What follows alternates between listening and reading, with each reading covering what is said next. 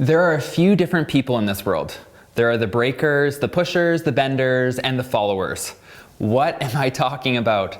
I'm talking about rules. There are those who break rules, push against the rules, bend the rules, and some who just follow the rules. And as we grow older, we start to more or less fall in line with following the rules, but still sometimes we fall into our old ways. I remember when I was younger, I was more of a pusher or a bender of the rules. I wasn't a fan of the rules, and so I pushed against them, and if that didn't help me get my way, I often tried to bend the rules. Now, I was young when this story happened, but I remember at one point my uncle owned a convenience store. One day my dad and I visited that store, and before we entered, I had already asked for a treat, or a chocolate bar or candy or something like that, which my father said no to, and thus made the rule that on this trip I was not allowed one treat from my uncle's store. When we got into the store, again I asked if I could have a chocolate bar, and my dad said no. I could have had a temper tantrum right there, I don't remember, but I was pushing against the rules. So now it was time to take matters into my own hands and bend the rules. If I could just sneakily hide the chocolate bar and ask to go to the bathroom and eat in the bathroom, then I could have the treat, but then I wouldn't technically be eating the treat in the store, I'd be eating the treat in the bathroom. So I did just that. I came out of the bathroom with the biggest grin on my face that also showed all of the brown chocolate in my teeth and all over my lips. Let's just say I got in trouble for that one. Often for kids, this goes another way. Usually there's some sort of temper tantrum, but now we're growing up and we can't really pull that off. I mean, take this lady for example. She has a full-out temper tantrum about the computer. Where's my Wi-Fi? I hate you, Wi-Fi! I hate you! I hate you! I hate you! Maybe that's you right now when we're all stuck at home doing Zoom calls, classes via Zoom. Maybe you have full-out temper tantrums. I hope not, but maybe you do. I want to know, what's one rule you hate to follow and why?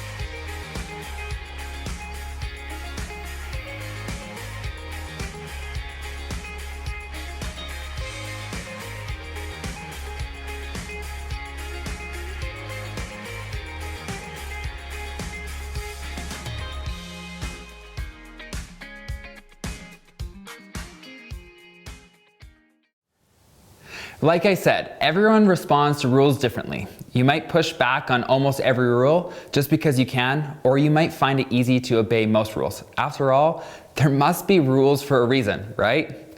But no matter how you deal with rules, at some point you're going to face a rule you really don't like. A rule that makes you feel caged. Have you ever felt like you're in a cage by a rule? Like the rule was restricting your freedom? Maybe it was a curfew, a dress code, who you were allowed to hang out with, your phone restrictions, or maybe it was something God said to do or said not to do. One of the most frustrating things about being a teenager is that you often feel stuck between childhood and adulthood, dependence and independence, rules and freedom. You might think you're ready for more freedom, but there are still a lot of rules and adults you have to obey in the meantime. So what do we do about the rules we don't want to follow? How do we handle our frustration about not being as free as we want to be? And if we look to the Bible for help, is it just going to tell us to obey and that's the end of the discussion? When I was a teenager, I had a really hard problem with authority. I often pushed against my parents, my pastors, my youth leaders. I'd push against my teachers if they were in authority. It didn't matter if it was family, grandparents. The story goes on and on. I didn't want to follow what they had to say, even though that seemed to be one of God's rules or what was in the Bible. See, when people think about God, they think about a list of rules miles long that don't feel important or relevant to their lives. I get that.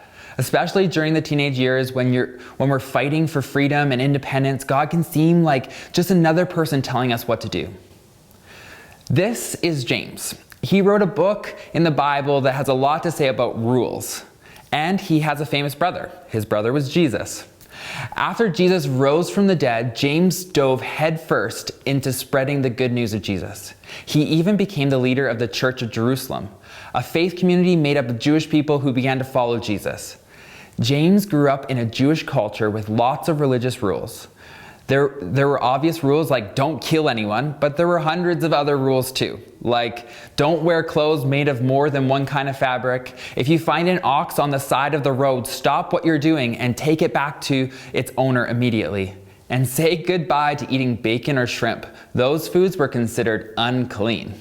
Maybe it seems weird that God would give all of these rules, but they had a purpose. Some rules kept the Jewish people safe and healthy. Others set them apart from other nations.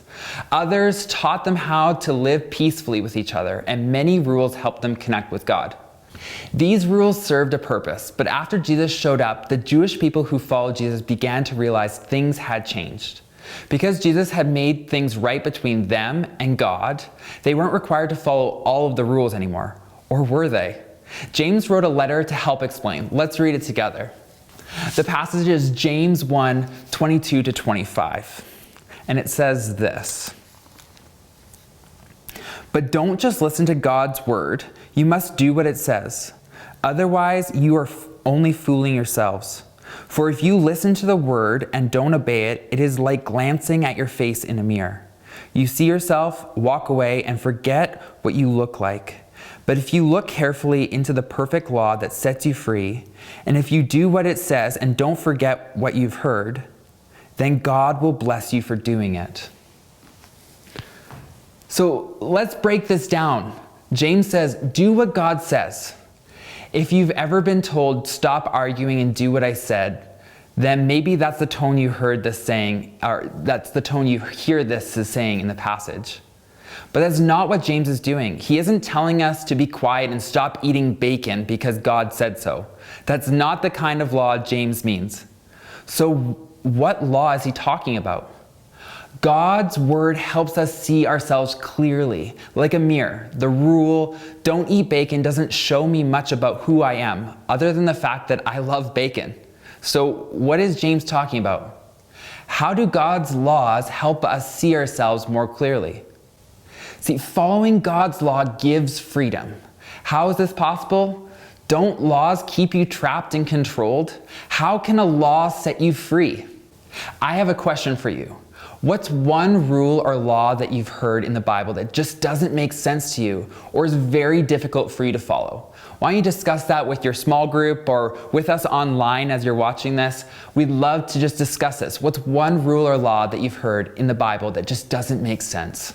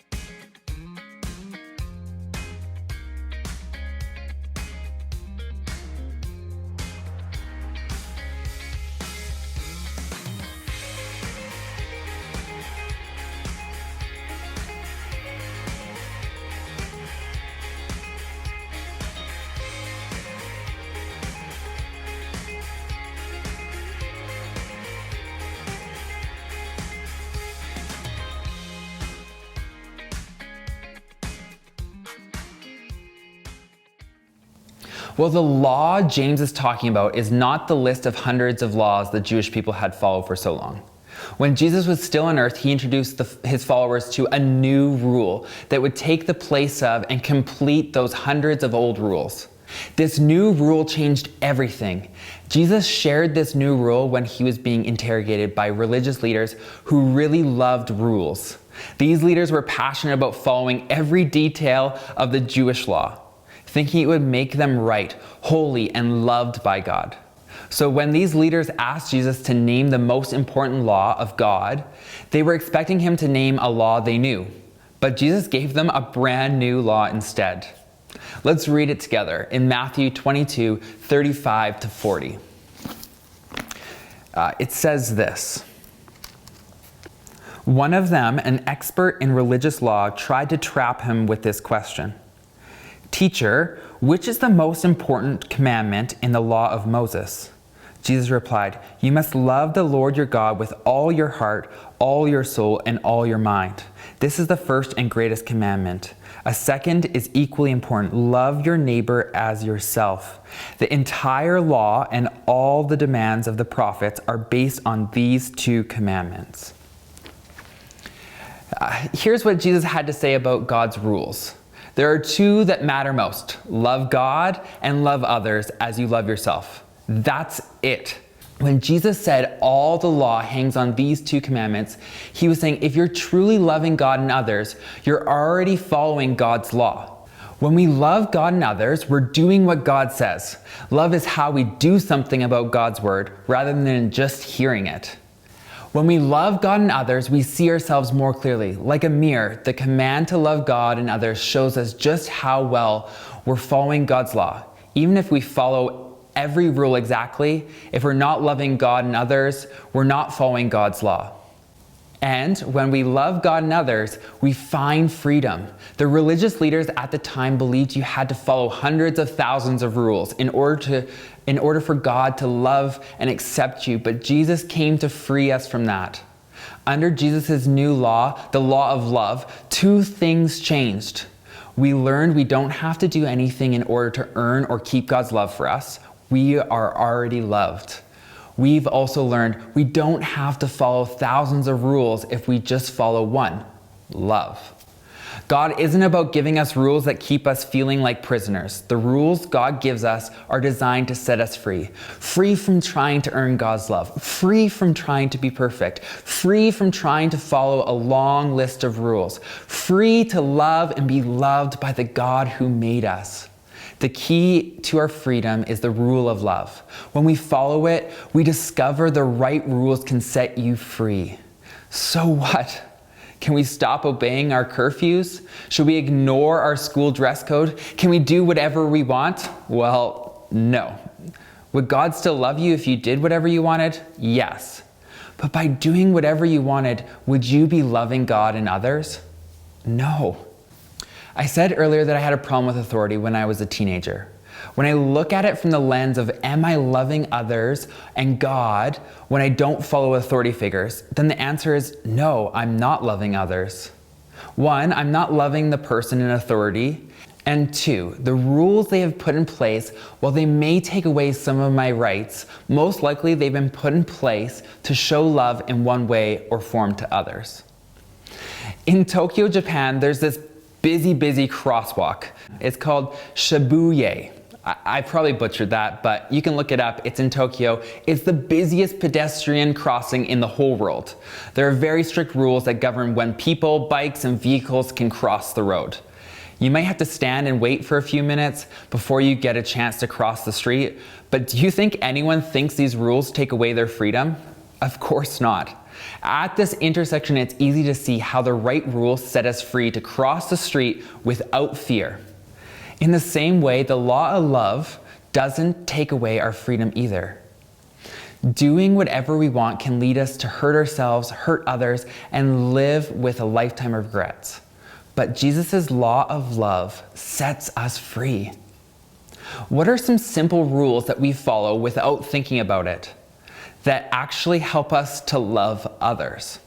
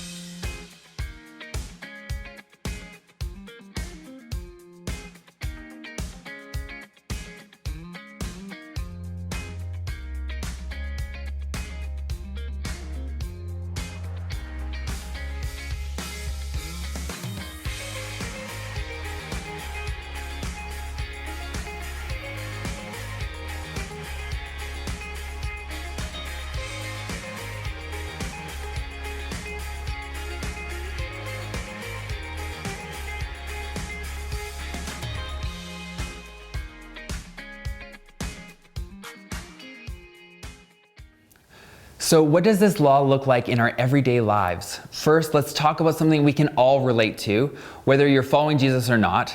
Then we'll talk about what this means for our relationships with God. We've mentioned a lot of rules that feel restrictive, unreasonable, and unfair. But what if we thought about these rules differently? Instead of telling our parents, this curfew is stupid, what if we asked, how can I love my parents better? Maybe coming home earlier lets them go to sleep instead of staying up late and worrying if we're safe. Instead of thinking, it's fine if I text while driving, what if we asked, how can I better love the people around me? Following these laws is a simple way we can protect each other from harm. Instead of deciding the church is wrong, sex isn't a big deal, what if we asked, what does it mean to truly love the people I date? Maybe loving someone means being kind, selfless, patient, and wise, rather than doing whatever we want to do in the heat of the moment. Now let's talk about loving God. Jesus' rule of loving others is a helpful way to make decisions, no matter what you believe. But Jesus gave us the law of love for a reason that's bigger than just being kind to each other. Above all, Jesus wants us to love God. So if following God ever makes you feel caged instead of free, what if you ask, how do God's rules help me love God more? How do they help me stay close to God? How do they give me a chance to love God and by loving others? How do they give me a chance to trust and obey God even when I don't understand? Over the next few weeks, we're going to talk a lot about the relationship between rules and freedom.